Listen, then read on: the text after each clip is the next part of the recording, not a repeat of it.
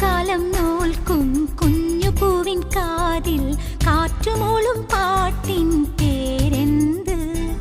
വെള്ളിമേഘത്തേരിൽ വന്നിറങ്ങും പ്രാവുകൾ കൂടുവയ്ക്കാൻ തേടും